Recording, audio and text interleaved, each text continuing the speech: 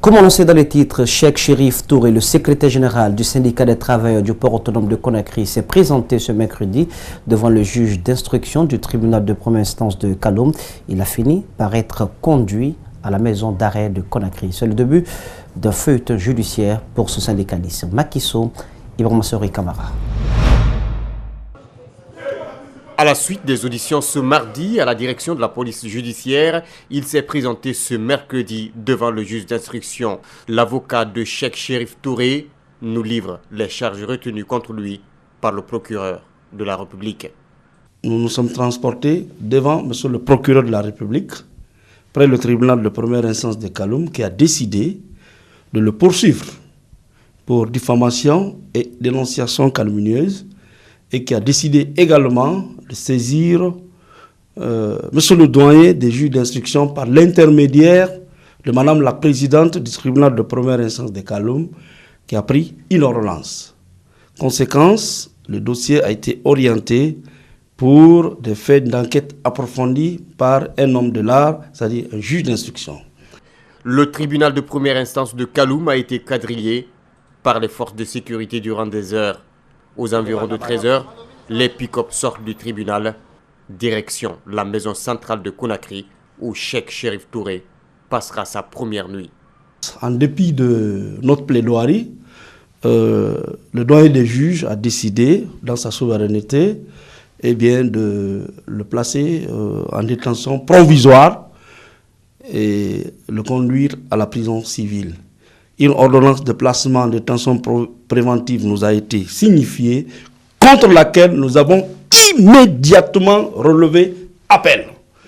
Et cet appel sera examiné par la chambre de l'instruction, la chambre de contrôle de l'instruction de la cour d'appel de Conakry. Sur le délai légal de détention provisoire, l'avocat reste clair et précis.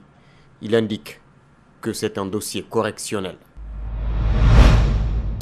Cette année, les festivités marquant l'accession de la Guinée à l'indépendance pourraient être placées sous le thème du panafricanisme. Belle initiative, sauf que sur le terrain, aucun signe palpable sur les préparatifs n'est en vue. Pourtant, une commission à cet effet est mise en place, mais elle a du plomb dans l'aile à 2 semaines de la fête nationale. Mamadou Saliouba, Yacouba Traoré. Qu'en est-il de la célébration du 60e à Conakry? À moins de 2 semaines de cette fête nationale, nous faisons un constat. Première étape, la route Le Prince. Ici, rien n'annonce le 2 octobre. Les ordures sont toujours là, les herbes poussent à la place des fleurs, les routes défoncées, aucune couche de peinture, pourtant il s'agit d'une fête nationale. La situation, elle est de sorte que le Guinéen aujourd'hui se pose des questions, il est dans quel type d'État? Et l'indépendance que nous avons obtenue avec beaucoup de sacrifices, on a des difficultés même de l'exprimer. C'est comme si on a des problèmes de fierté nationale. Mais ce n'est pas la seule partie de Conakry à nous donner une telle apparence. L'autoroute Fidel Castro, elle aussi n'a pas fait sa toilette. Les lampadaires, les ordures, les routes, rien n'est touché. À 2 semaines seulement de la fête nationale, même pas un drapeau qui flotte.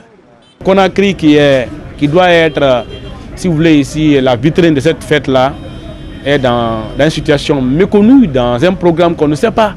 Pour la question aux gouvernants, ils vous diront, bon, on a un programme, les communications sont plus politiciennes que stratégiques, sont plus basées sur les déclarations fantaisistes qui n'ont pas de sens que de parler la réalité du pays. Pour l'instant, le programme et le budget prévu pour ces festivités restent un secret.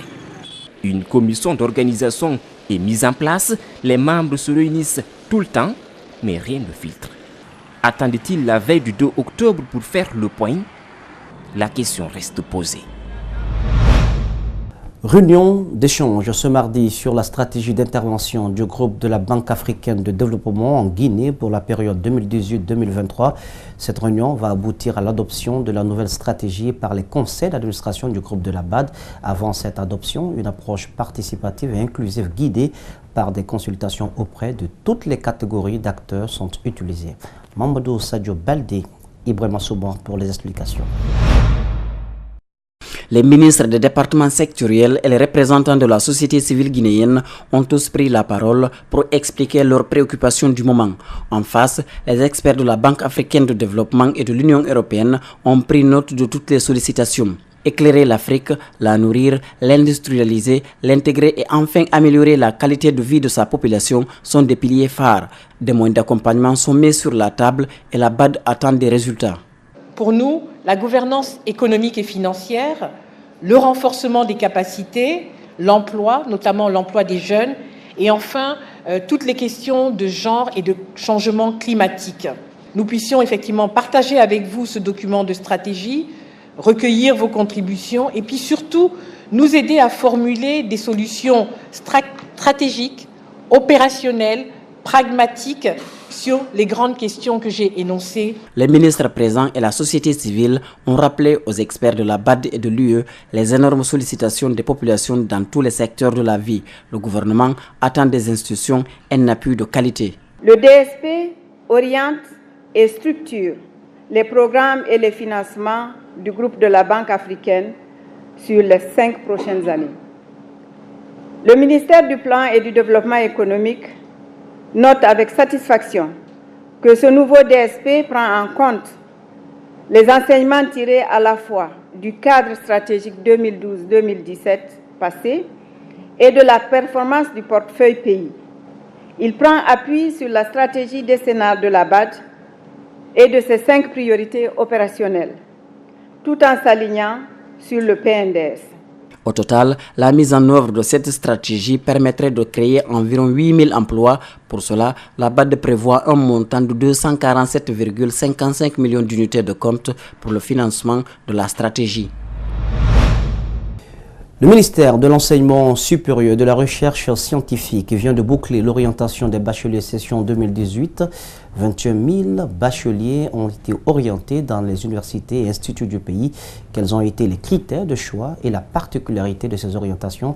Le secrétaire général du ministère a répondu à ces questions au micro de Mariam Fodé Camara et d'Abakadine Camara. Ils sont au total 21 001 bacheliers orientés sur 21 579. 3 930 sont orientés dans les ENI et 17 071 dans des universités publiques. Les candidats ont formulé au minimum 10 choix pour des programmes de formation. Les bacheliers non orientés de 2017 ont aussi été pris en compte. Les critères, d'abord, c'est libre expression de choix de la part des candidats. Et le critère pour les départager, c'est la moyenne d'admission au bac et le nombre de places offertes par filière. Seuls les bacheliers ayant la mention bien ou très bien ont été orientés dans les filières d'ingénierie de Gamala, de l'Institut supérieur de technologie de Mamou et des mines de Boké. Le secrétaire général parle de particularités de ces orientations. Cette année, c'est qu'on a mis les écoles d'ingénieurs à l'université Gamal Abdel Nasser de Conakry, à l'Institut de Mamou et à l'Institut des mines et géologie de Boké. On a mis ces filières-là à un seuil de moyenne de 14 sur 20 comme minimum. Celui qui n'a pas 14, donc mention bien ou très bien, eux, ils ne pouvaient pas aller dans ces filières-là, ce qui n'avait jamais été fait avant.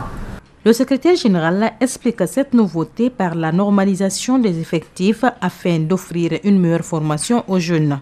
Nous sommes en train de normaliser les effectifs, ce qu'on appelle en termes pédagogiques le numerus clausus. Donc nous sommes en train de respecter ce numerus clausus dans nos filières pour avoir un meilleur taux d'encadrement et une meilleure formation pour nos ingénieurs. Il faut rappeler que seulement 26,4% de candidats ont été admis au bac cette année. Un résultat jugé de catastrophique par beaucoup.